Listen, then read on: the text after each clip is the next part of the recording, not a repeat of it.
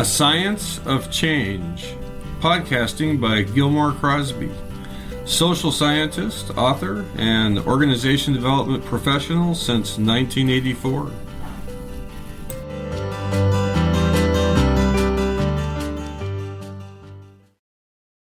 And so greetings, everyone. This is Gil Crosby with yet another podcast, this time with an OD guru, OD master, Dick Schmuck, who is certainly one of the persons who has taken action research and applied it and written about it in ways that can help others apply it. And so I'm excited to have you here with me today, Dick. I am too. Do you prefer Dick or Richard? Dick is good, yeah. Okay, cool. So, you worked for a long time with my father. Yes, I did. And I'm just curious to hear things like how you first met him. Well, we first met on the sidewalk in front of the main building at the Gould Academy in Bethel, Maine, where the National Training Laboratories was holding its, I think it was 1966 summer workshops. He had been talking to Ron Lippitt maybe 10 minutes previously about Ron maybe doing some work with Bob. Bob was still then with the Methodist Church, and he was doing laboratory workshops for ministers and parishioners and so forth out of Nashville. And Ron said, well, there he is. He's walking down the street right now. He's coming toward us. Why don't you go meet him? And that's literally how we met on the street. And Bob immediately, we hit it off immediately in a very nice, positive way. And he started outlining some training that he had coming up. And he asked if I was interested in maybe joining him and a few others in those workshops. And I said, sure, let's get down to business. And so that was our startup relationship. And soon after that, we started doing some things together, primarily under the banner of the Methodist Church at that time. Nice. So it was a great meeting, and it was appropriate because it was at the Jerusalem of Group Dynamics, NTL in Bethel, Maine. Sure. When was that? When was it? 1950s? I think it was about 66. 66. Yeah. Cool. It's just a coincidence, but I'm doing OD in Nashville right now, and and less of a coincidence. I've been doing T groups with pastors in Jamaica. Yeah. So wonderful. Yeah. Little following in the footsteps, but. Well, Bob and I subsequently did things down south in Mississippi and Louisiana, and then summer of '67 we did a workshop at Star Lake, Minnesota, and then I think a year later in the wintertime in Jeddo, Michigan, we did a workshop on Lake Huron. And there were a number of other things that we did together in the late 60s through the 70s and on. Well, what's an example? Bob and I have had a long-term partnership and relationship, and we truly love each other. Yeah. Well, that's true, because I've heard him tell the same story of how he met you. It's almost the same stuff, and definitely with love and affection, and respect. Yeah. What's an example of like the workshops that you did, or the work you were doing? Like you said, Mississippi. Yeah, we did something with a church group in a rural area. I don't remember the name of the town, but it wasn't we weren't far from New Orleans because we were able to get in down to New Orleans for a day or two of recreational time. So, yeah, and then we did a few other things also in the South, and I don't remember all the details about them, but it was the early days, so we enjoyed it. Yeah, no doubt. Well, how about Lippitt? How did you meet Lippitt? Well, Lippitt's a different story. I was at the University of Michigan as a student and had finished my master's degree in psychology and was going into the PhD program in social psychology at Michigan. And we were offered some possibilities for graduate research assistantships as graduate students. And I had to choose between Mel Mannis, who was doing some person perception studies, social experiments, more traditional academic social psychology, versus Ron Lippitt, who had a program on children, family, and youth in the Research Center for Group Dynamics at the Institute for Social Research. There's quite a history going back to Lewin with that group. Sure. And so it's still there, by the way. Pardon? The Research Institute for Group Dynamics. It's still there at the University of Michigan. Yes, it is. Yes. Right. It's in the Institute for Social Research. It's part of a number of other programs, but it's still there. Yes. And I decided on Lippitt and Lippitt decided on me because I was more interested in applied social psych than I was in the experimental part of social psychology. So Lippitt and I got together and we stayed together for probably 6 or 7 years because I did my full PhD program with him, and I did a postdoctoral stint of 2 or 3 years before leaving Ann Arbor. So I was with Ron in probably 5 or so projects, including the Flint Youth Study, which was going on at that time on juvenile delinquency. And we had a great partnership that launched my entire career. Nice. Do you have like a favorite story of Lippitt, or at least a favorite time in terms of what you were working on for him or with him? Oh, there were quite a few different things that we did. I guess the cardinal sort of characteristic is that we would do careful planning, but we often have to change things on the spur of the moment. And he was really very easy to work with as a partner, and in front of a faculty or in front of a small group of teachers or students. I don't remember any specific thing offhand, but it was always a very thoughtful and reflective process where we planned and then we spent hours debriefing what we had done, and so it was the classical sort of Lewinian type intervention. And I learned also from him some action research ideas. He was then had just written his book on planned change, the edition with Wesley and Watson, and I was part of sort of proofreading some of his galley proofs. So that was my kind of introduction into the world of academic publication through Ron.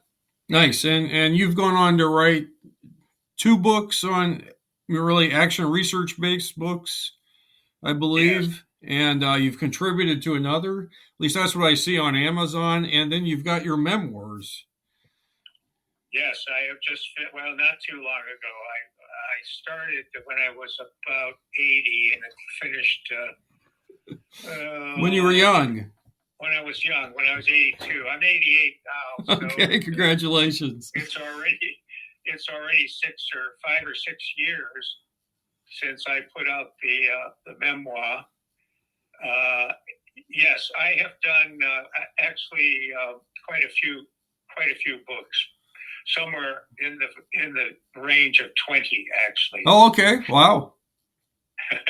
Nice. You know, I searched for the memoirs on Amazon. That's the only place I searched, and yeah, no, you won't find them. They're self-published, and I have sent them only to a select group of people. Your brother, your father, for example, the primary recipient. And I'd be happy to get you a copy also. Cool. Well, I'd like a copy, and be happy to pay for it. So, no, there's no payment. Okay, if you got it there on Amazon, you can do that with self-published books. You have a authors page, and people would all the people who have already bought your books would be informed about it.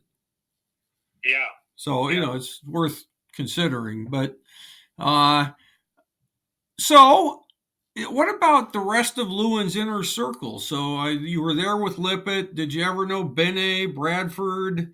Were there others that you were exposed to when you were young? I knew them well. Ken Benne was my first T group trainer when I was a graduate student at Bethel for a summer of '61. Leland Bradford, of course, was essentially my supervisor or boss, you might say, at NTL, because he was running all of the workshops, and he would be the one that would get in touch with me to come to Bethel. So during the '60s, I had a lot of meetings with Bradford, sort of supervisory meetings in a way, but also consultative meetings about my skills and training. He gave me quite a little bit of feedback from participants about the things I was doing. I also knew Goodwin Watson, who was a psychologist at Columbia at the time, and he was an original Lewinian.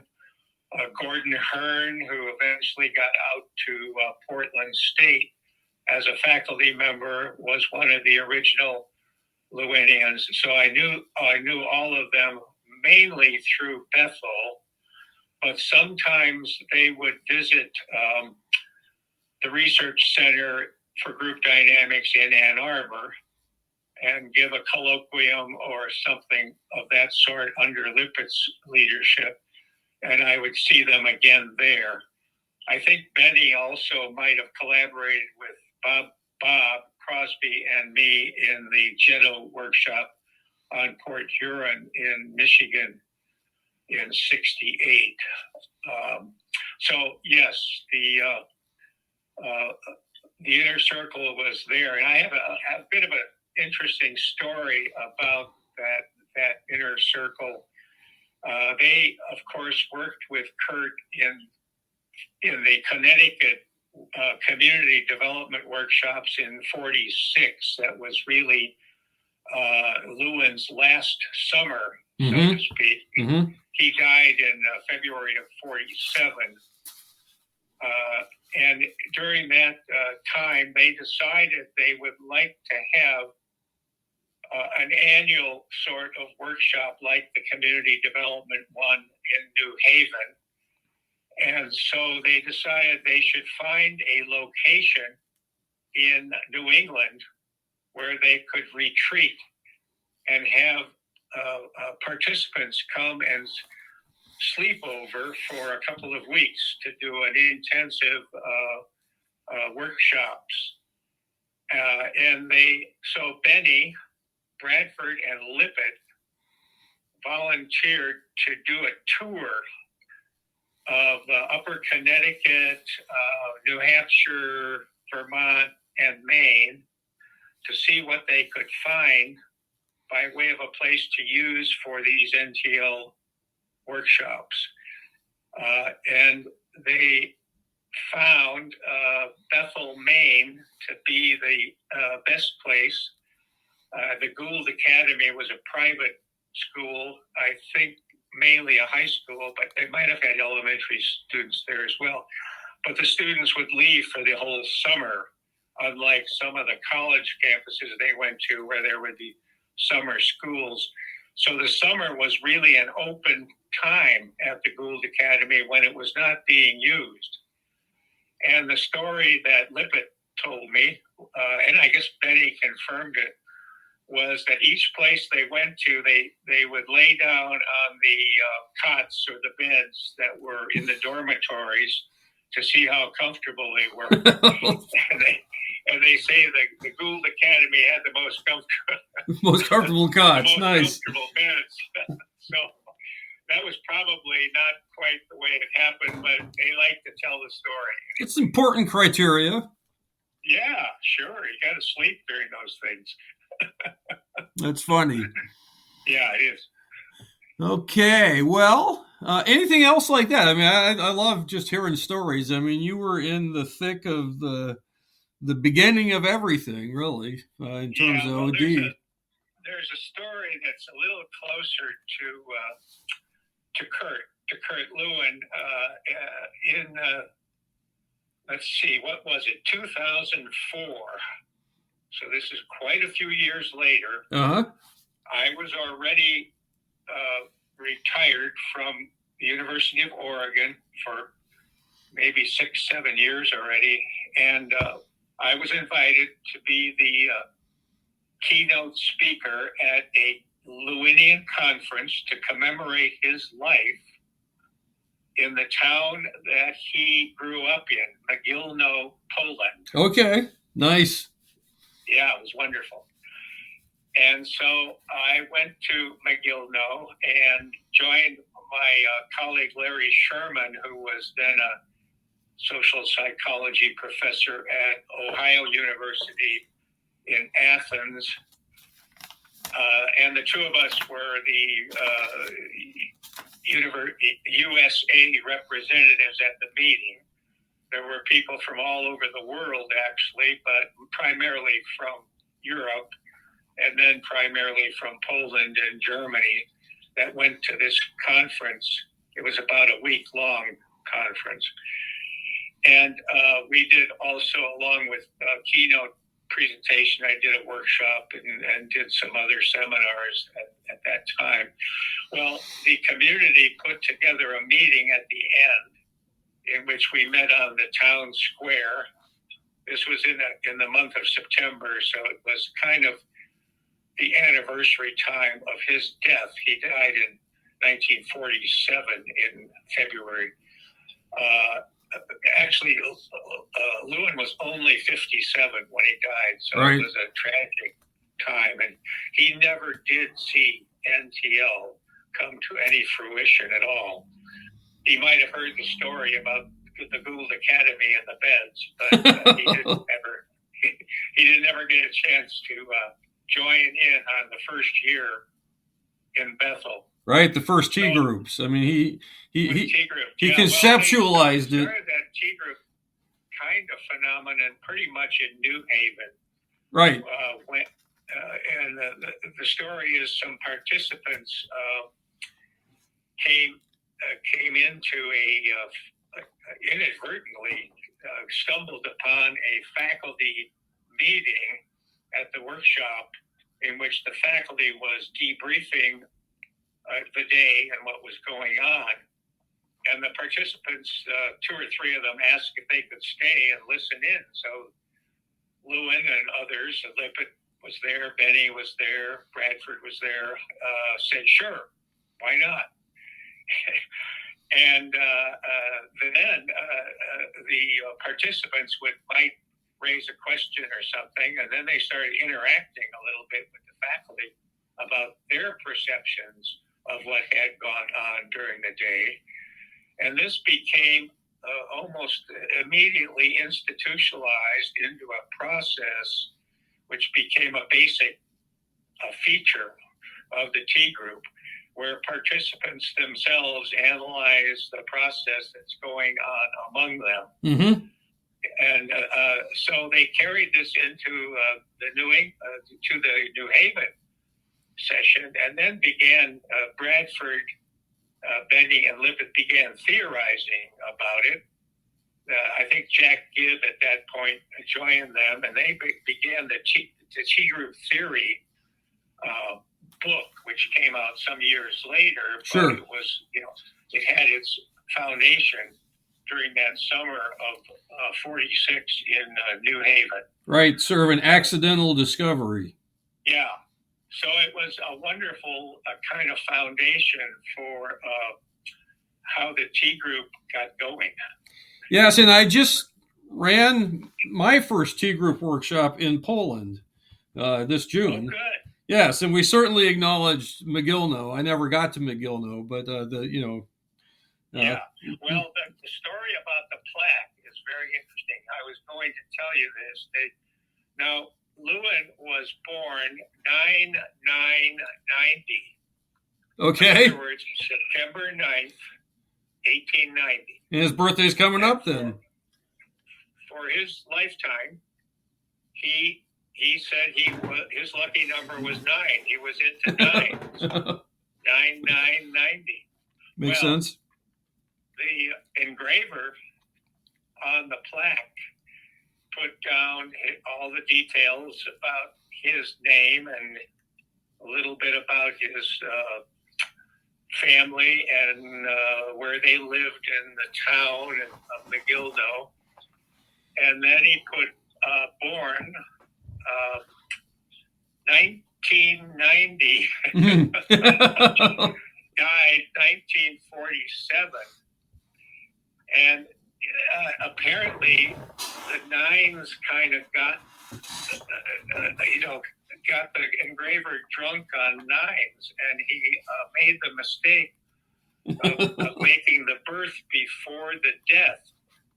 So I told Larry Sherman, as we looked at the plaque and studied it right in front of the whole community, I said, we all knew Kurt was ahead of his time.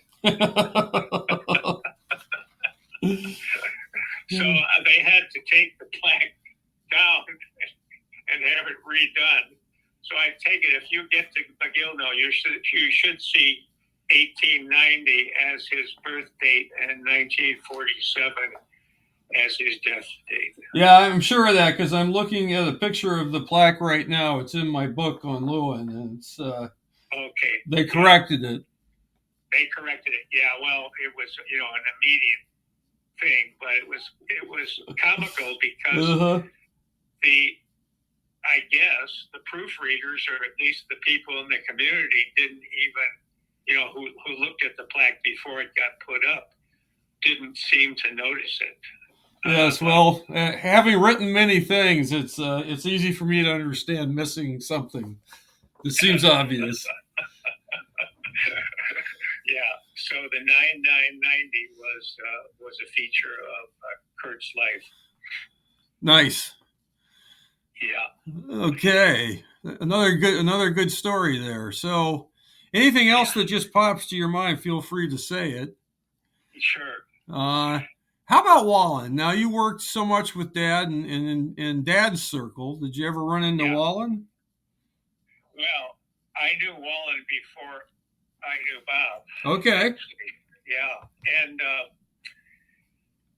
I'd known him for quite a while. And when I got to Oregon, I, of course, I hadn't met him, though, because he really didn't get around the NTL and group dynamics circuit very much. He did most of his consulting in the Northwest, Seattle, Portland, and a lot of it was a corporation. I think he worked, for example, for Weyerhaeuser. I know he preceded Fred Fosmeyer, my colleague in Eugene, doing some work there. And you mentioned somewhere in your communications with me that he was in education. Well, it's the case that I was the one in education, and I introduced John to Charles Young. We called him Chick Young. He was a protege of Lippitt also during about the same time I was, in the late 50s, early 60s in Ann Arbor. Chick became the program director of what was called Strategies of Organizational Change at the Regional Laboratory, Educational Laboratory of the Northwest in Portland. I recognize that title. Yeah. Well, he was with others, and you might recognize the names Rene Pino and Ruth Emery, who were originally with Bob in Nashville. They were part of the team that Chick Young put together in Portland because they both moved to the Northwest and became very close friends with Pat and me. And there's a story there also, but that's a little different. So Wallen, I knew Wallen very well because he was such a creative guy with communication skills, constructive openness, and other important concepts that are sort of the basis of small group interaction. But John would simply have a file of his own handouts, and whenever he did a workshop, he'd bring his own handouts, and he never really published his stuff. So Chick, with my urging, brought John into their planning sessions in Portland, and they incorporated all of his communications and meeting skills into what was called a program PETC, P-E-T-C, Preparing Educational Training Consultants. Now, to put this in some perspective, I was in Eugene at an R&D center in a program on strategies of organizational change with Phil Runkle, and we were starting to do OD projects at that time in schools in Oregon. I was the educator-focused person, and I had the connection to Chick. So John then brought his handouts and all of his knowledge to the meetings of the Chick Young's group, and they put all of those things into practical teaching curricula for the preparing educational training consultants. And then John and I worked together in several other workshops, and then sometimes with educators, but mostly he was not so much focused on the schools. Okay, well that's that. So you're educating me. I've got like almost everything he ever wrote. Chris gathered it. He went to his house, and his son gave him like a box full of documents. Did you go to the house on Devil's Lake? Chris went. I did not, so I don't know where it was. I was there several times for sessions with him. It wasn't too far from. See, the offshoot of what I was about to tell you before was that Rene Pino and Ruth Emery and Pat and I bought a cottage together in Nesco in Oregon. Okay. And we were only 10 miles from where John Wallen lived in that cottage. So we were able to go over and visit him pretty easily from there. Nice. Yeah. And that's where I suppose he was. I think he had retired essentially to Devil's Lake, but he may have still had some sort of a house in the Portland area. I'm not sure. I was never to that house. I was only to the one at Devil's Lake. Well, it was that he published so much with the Northwest Regional Educational Labs. Yeah. That's what gave me the impression that he had, done a lot of work within education. And so I stand corrected. Yeah. Well, he did do a little some, but that was his avenue into education, really, through the regional lab. Right, and then you. And by the way, Chris and I are working on a book that's basically just all of Wallen's writing. So, all of Wallen's writing? Yeah, it's just going to be a book to get Wallen's writing out to the public. So yeah, see, he never published in a journal or even through NTL. He never, put his stuff into like the NTL workshop materials. Right.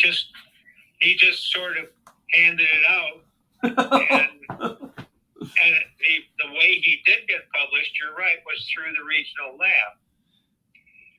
The story I've been told is that he didn't want it to be like trademarked or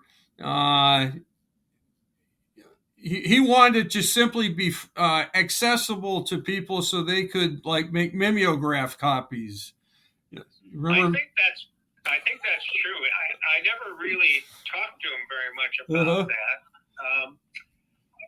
For one thing, he was not in an institution of higher education where you need to publish in order to survive. Right. So he was essentially in a situation like you are, I guess, a kind of independent private consultant to various agencies and organizations. And I guess I never really talked to him about his personal economics, but I think that's the way he lived, essentially.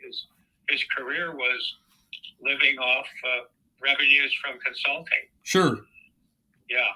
So unlike you, though, who have gone into a lot of publications, he did not. Right. So he created a lot of great materials. It's a good thing that you're doing that, because that gives his material a much larger range. Now, Runkle and I also, of course, used it in our handbook in the chapter on communications, and so we've established his legacy there also. Yeah, I've actually put it in. I've written 6 books. I think it's in here it is. Appendix A in my Lewin book. Even Appendix A is the interpersonal gap by Wallen. Right. Yeah. Okay. The interpersonal gap. Yes, that was it. Yes. Yep. I just thought my dad and really integrated and worked with Wallen a lot in T group workshops and so on. But I believe Lewin would have loved the behavioral, the more scientific approach to how you observe and what are you observing and how do you document it and so on, that Wallen brought that was even sharper than what they did back in the day in 46 when Lewin had observers. It was much sharper. In fact, when we would do some workshops in, I guess, maybe the late 60s and into the 70s, we would feature Wallen's communication skills as basic skills for T group work. So right. When, in parallel to being in T groups, we'd give these short lecturette type things on paraphrasing or perception checking or description of feelings versus expressing feelings and so forth, and then actually practice them in the laboratory of the T group. We still do that. Yeah, I figured that would be a hand down, and that's basically a really solid foundation puts the what could be just perceived by some people as a touchy-feely, so to speak, phenomenon. It gives it more scientific grounding by having those communication skills present in people's cognitive minds. It really does, and it even does so with anybody I mean, just I work a lot with hourly workers, and they get the interpersonal gap, and the whole idea that it's easy to misunderstand also others. Yes. And so well, so we work a lot around the Wallen stuff still, and integrate it. Yeah, good. I'm glad to hear that. Yeah, it was good stuff. So, how about just briefly putting on your teacher hat and teaching this audience about the essence of action research, because I believe at least that you were a great voice for action research, and your writing is really helps people just take it and apply it to solving their own dilemmas. Are you willing to just say a little bit about that? Yes, I think that I grew from Lewin's work grew out of Lewin's work to elaborate on things that Lippitt would talk about and sometimes write about in his book on plant change. Mm-hmm. But I think I concretized and specified more of the ins and outs, the steps, the stages of action research so that it would be more doable by people. And I took the what I came to call the responsive educational research as really what Lewin and his students were trying to do even in the Connecticut workshop in 1946, but never had actually specified it very much. And I elaborated on that to build also what I call proactive action research, which was more starting out with the notion that you want to make a change for whatever reason, and then evaluating and assessing it as you went along. So action research is a kind of process evaluation of your intervention, of what you're doing with people. And you're trying to collect, just as the T group sort of collects observational and feelings data from people as they proceed along in developing the group, the action research sort of puts it into script and written material so that you use questionnaires, you use systematic observation categories of the sort that, let's say, Ken Benne developed in the task and maintenance roles way back in the late 40s, or you use it as a way of guiding a group to its next stage of intervention, or its next attempts to do things. And this is just an ongoing, never-ending process, so to speak. It's not to be like a single project like you do when you publish a social experiment, let's say, in a journal. You try to publish, what happened in that instance, and then you might say, well, implications for future research are such and so.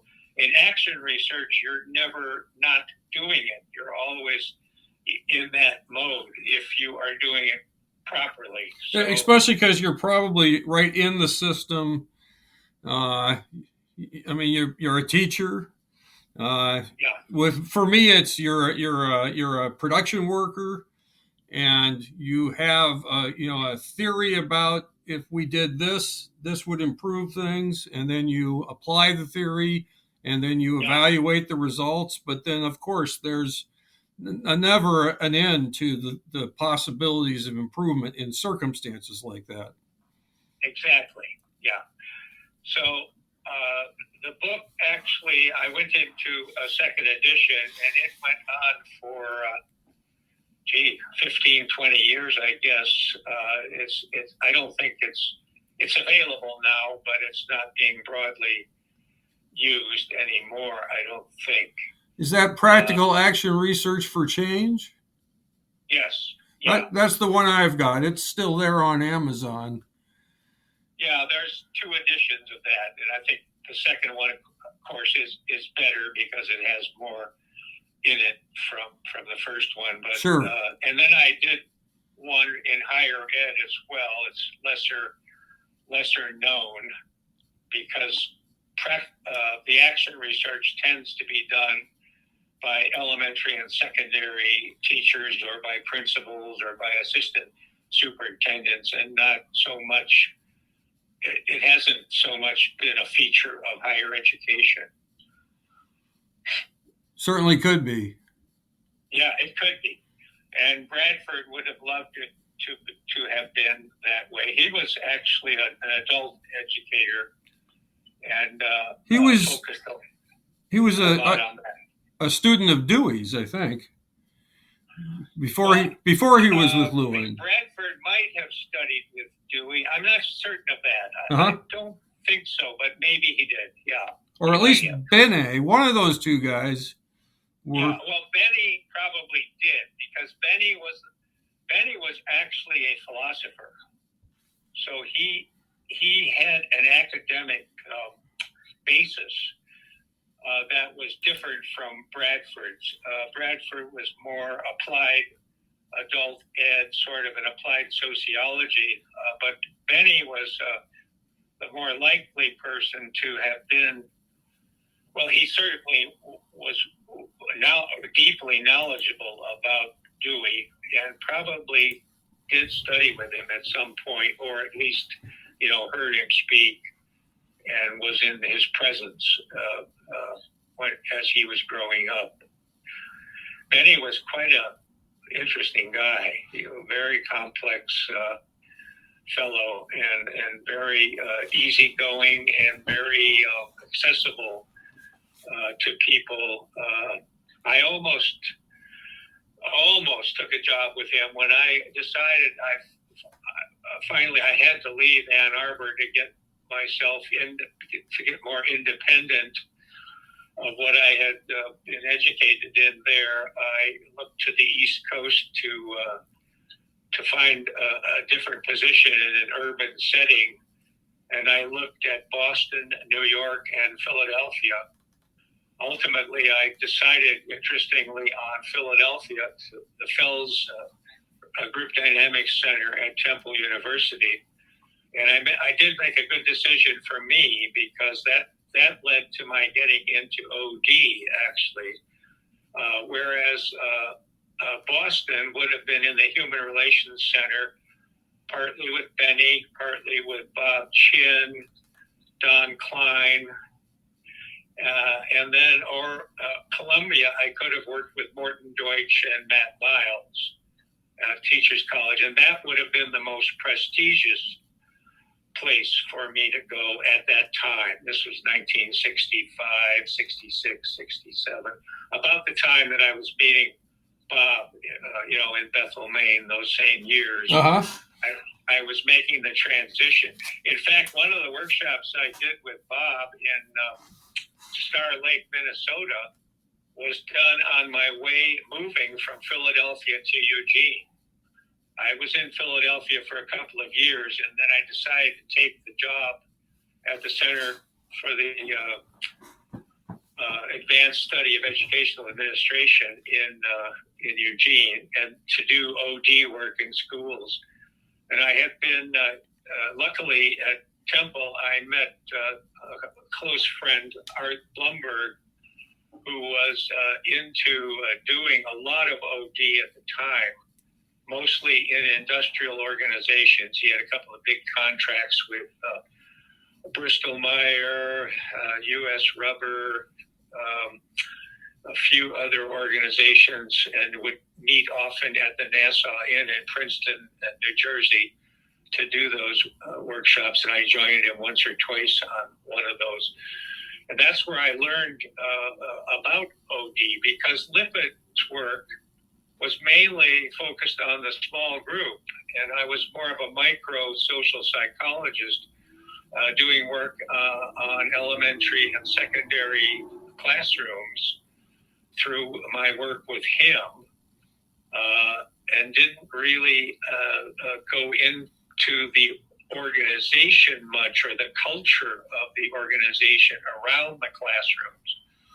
But as I matured in my work on the small group in schools, I could see that the overall organizational structure, norms, culture were making a big difference in how teachers could feel support or come together or work easily with students in new and innovative ways. Yeah, for better or worse, it was making a difference. It was, yes. Yeah, often for worse. Yeah. Yeah, that's right. By individuating the teachers from each other in an egg crate carton kind of classroom arrangement, where they were not getting much interaction except for snide remarks and rumors from other teachers. And this, so we saw the importance of the social emotional atmosphere in the school going well beyond the classroom into the organization. So that's kind of how it grew. And the action research actually comes much later. In a way, we were doing it within the OD work, but it didn't get formalized as much as I put it together in the later books on action research. And I don't remember exactly what the impetus for that was. I think it was in rereading Kurt Lewin again and coming to grips with what needed to be done. So you're picking up on Wallen, is a wonderful thing, because there's stuff that he didn't publish. There's lots of stuff that Lewin didn't publish for other reasons. He had to always watch what he was doing until the final years for his own development and career in the institutions he was in. So he had to do the traditional sort of Gestalt psychology type research in the beginning in order to be successful at all. In becoming a professor at Iowa University, where he met, where Lewin met him. Yeah, or Lippitt, Lewin and Lippitt. Lippitt met Lewin at, in Iowa City. Yeah. Yeah, well, Lewin published at least 100 works. So. Yeah, he published a lot. But it's not easy to get a hold of them unless you get the anthologies through the APA and so on. But yeah, and some of the original work was in German. Right. Yeah. It's a different thing. I just toured Freud's home in Vienna, but they've got original writing and original books, and of course they're all in German. Yeah. But by the way, I went as you went to Wallen's, or you said was Chris. Kim went to Chris. Wallen's house. Little Chris, the youngest. Yeah, little Chris. Right.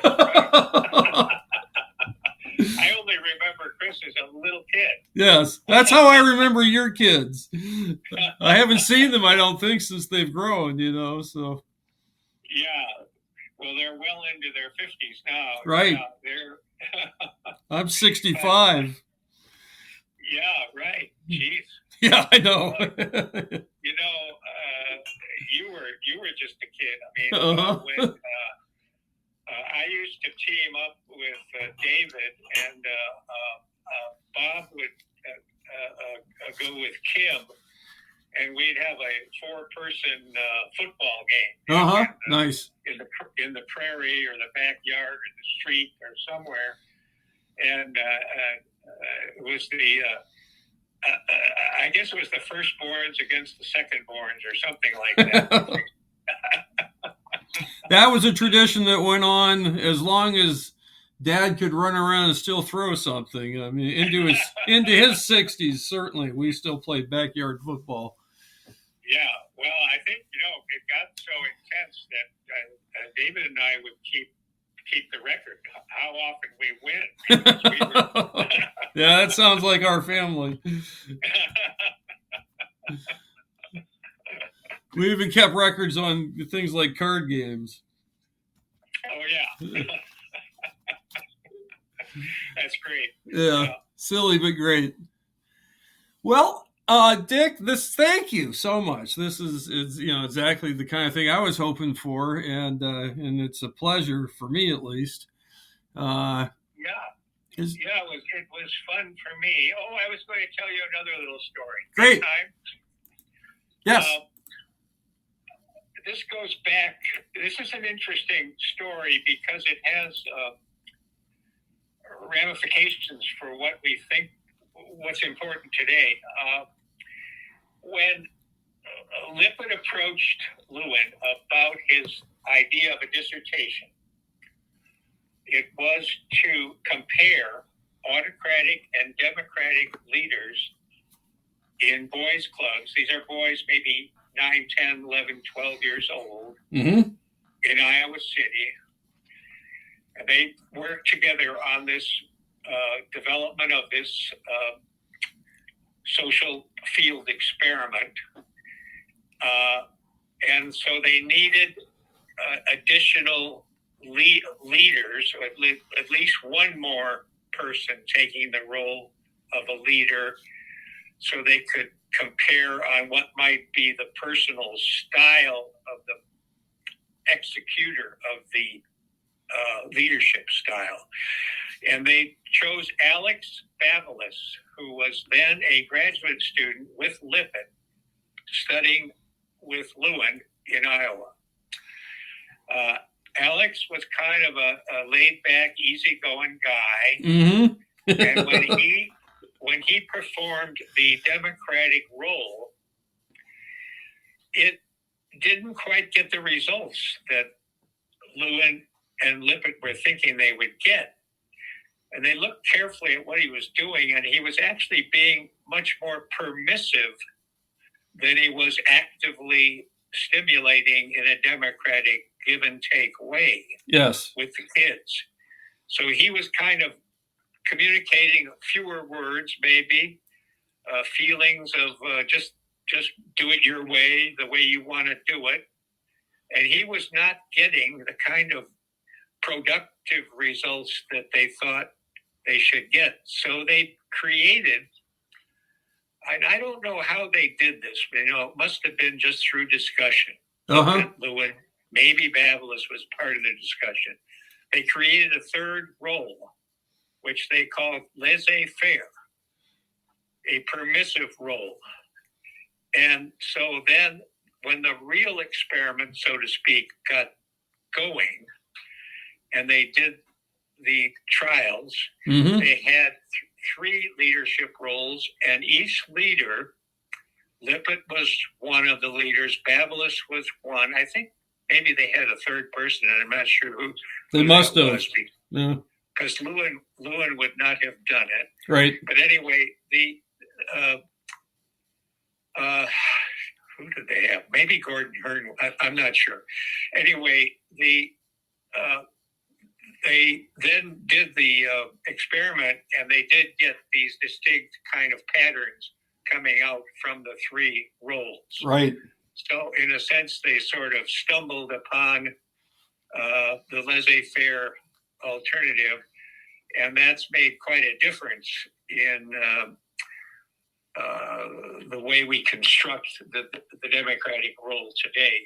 It's a very active kind of stimulating, encouraging, lots of questioning and probing and pushing, unlike the more laissez-faire or permissive teacher that just sort of lets things go. Yeah, actually, we use that for helping leaders in industry also understand the difference between.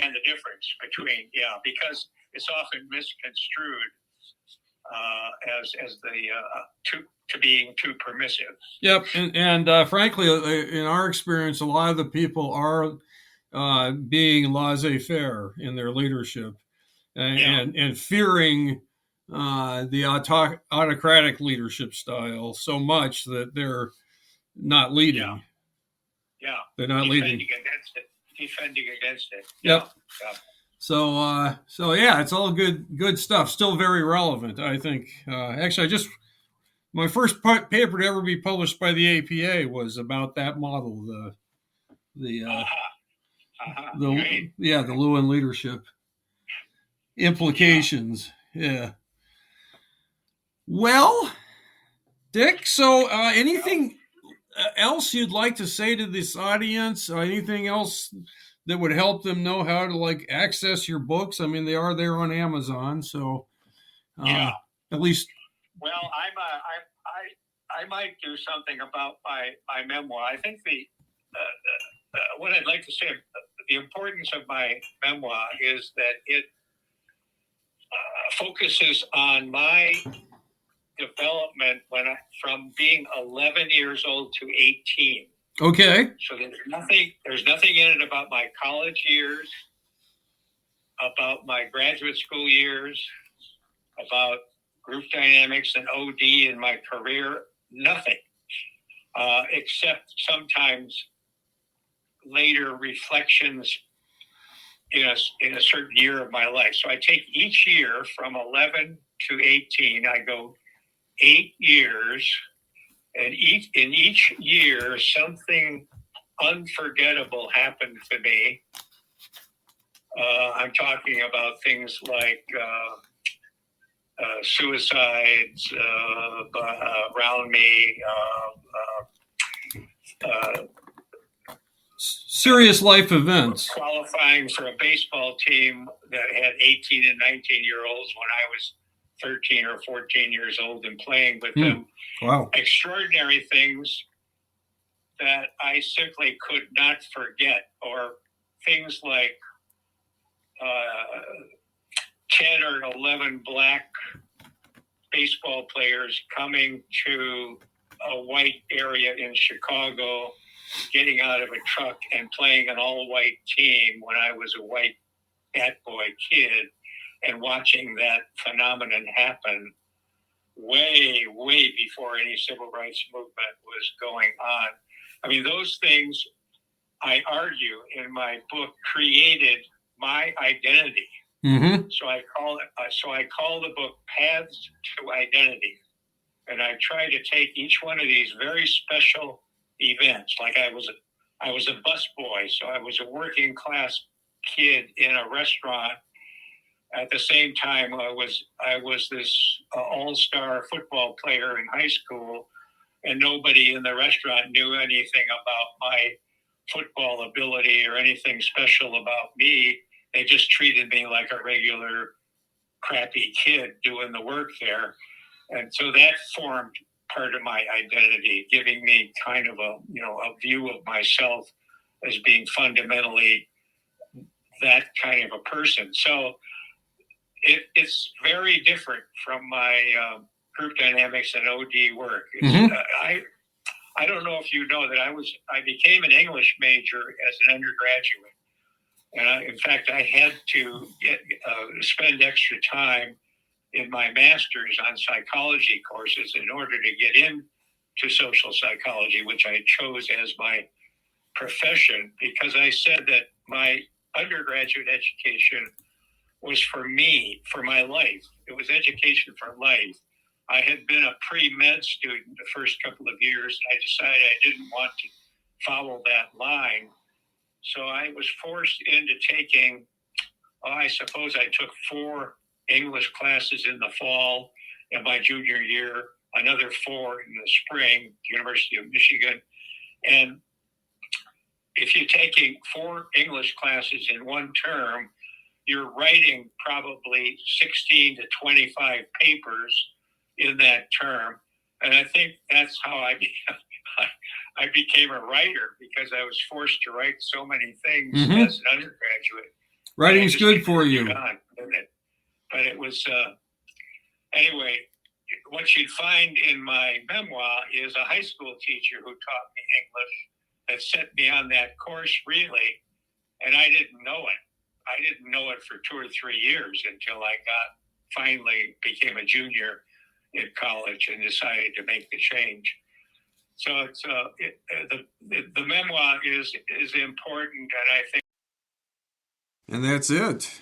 For reasons unknown to me, the podcast got cut off right at the end, but we really were within moments of saying that's a wrap. And I again appreciate the audience. I hope you've enjoyed this session. Take care.